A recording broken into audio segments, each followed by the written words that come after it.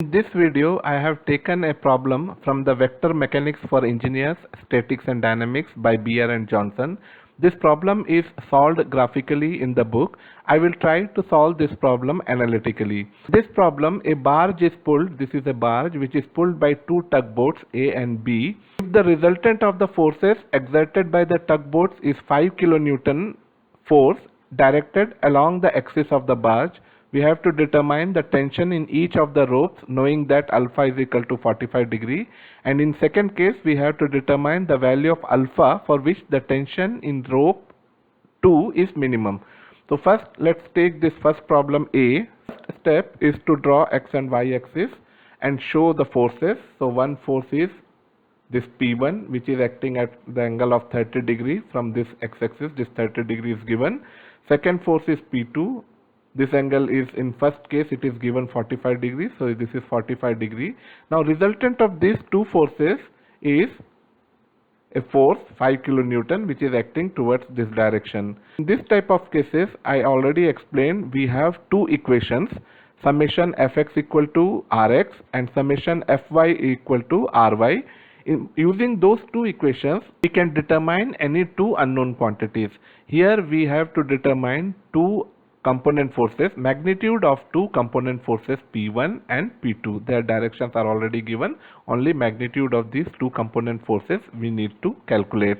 Now this can be calculated using first relation sigma fx equal to rx. So component of these two forces along x-axis, so this will be the component of P1 along x-axis, P1 cos 30, and this will be component of P2 along x-axis, both positive, P2 cos 45, and component of this R will be 5 kilonewton because it is acting along the x direction itself. So write this equation, P1 cos 30, P1 cos 30 plus P2 cos 45 is equal to 5. This is first equation. Similarly, second equation is sigma Fy is equal to Ry. So y component of P1 is this one, positive direction, P1 sin 30, and this one is P2 sin 45, which is towards negative y direction. This will be P1 sin 30 and minus P1 sin 45, and y component of this resultant 5 kilonewton is 0. So this equation becomes P1 sin 30 minus P2 sin 45 is equal to 0. Now solve these two equations. We are going to solve these two equations. These two equations can directly be solved using your calculator. These are A1, B1, C1, that is cos 30 is A1, cos 45 B1, 5 is C1, similarly sin 30 minus sin 45 and 0. Putting all these values in your calculator, you can directly get value of P1 and P2. We are here trying to solve this problem by eliminating any one of these variables, either P1 or P2 from equation 1. For that, what I am doing using equation 2, you can get P1 is equal to P2 sin 45 divided by sin 30.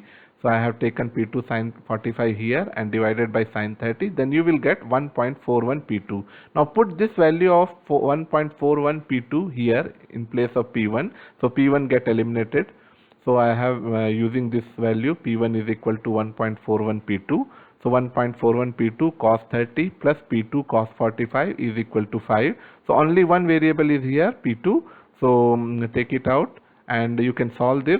5 divided by 1.41 cos 30 plus cos 45. 5 divided by 1.41 cos 30 plus cos 45. When you solve this, you will get value of P2 as 2.59 kilonewton. Now put this value of P2 in this equation. In P1 is equal to 1.41 P2. So put this value here in P2. So you will get value of P1. So P1 is equal to 1.41 into 2.59 is equal to 3.66 kilonewton. So you have obtained these two values, P1 as 3.66 kilonewton and P2 as 2.59 kilonewton. Now come to the second part, the value of alpha for which the tension in rope 2 is minimum. Now alpha is not known. We have to determine this alpha so that value of P2 is minimum. Again we will repeat the same process, sigma fx is equal to rx. So same components, P1 cos 30. Now this is P2 cos alpha because alpha is not known.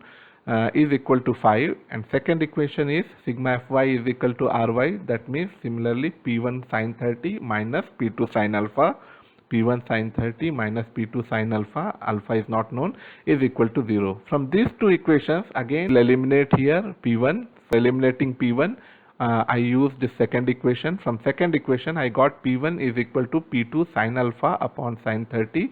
Now put this value of P1 here.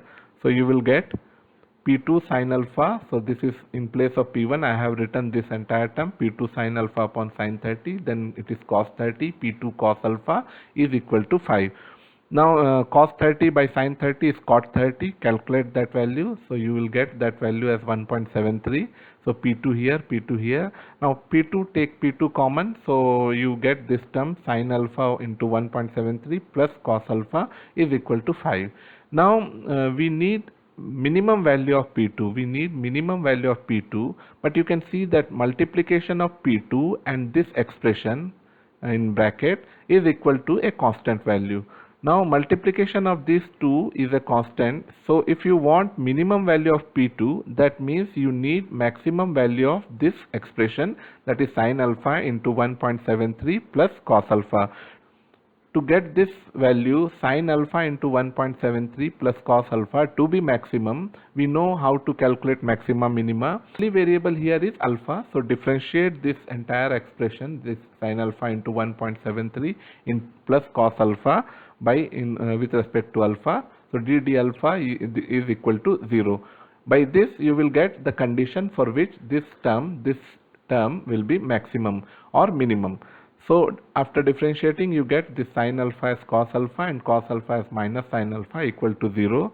From this, again you can get tan alpha sin alpha divided by cos alpha equal to 1.73. So from this you get alpha is equal to 60 degree. Now you have to check whether for this value this is maxima or minima. What you have to do is you have to again differentiate this. When you differentiate this, you will get, in place of cos alpha you will get minus sin alpha, and in place of sin alpha you will get cos alpha. So this is already minus, this will also become minus because of differentiation of cos alpha is minus sin alpha. Both terms become negative. So for any value of alpha between 0 to 90 degree, so here alpha is 60 degree. So if you put 60 degree, definitely you will get negative value. So you know that second differentiation is negative. That means this term for this alpha you are getting maximum value or maxima of this term. So for alpha is equal to 60, you will get maximum value of sin alpha into 1.73 plus cos alpha. That means minimum value of P2 will be obtained. So now put this value here in this place, alpha is equal to 60 degree. So when you place alpha is equal to 60 degrees, so P2 will become P5 divided by this term, so sin 60 into 1.73 plus cos 60. So when you solve this, you will get 2.5 kilonewton. And again you have used the same expression, P1 is equal to P2 sin alpha. Now value of P2 is 2.5 and alpha is 60 degrees. So you will get 4.33 kilonewton.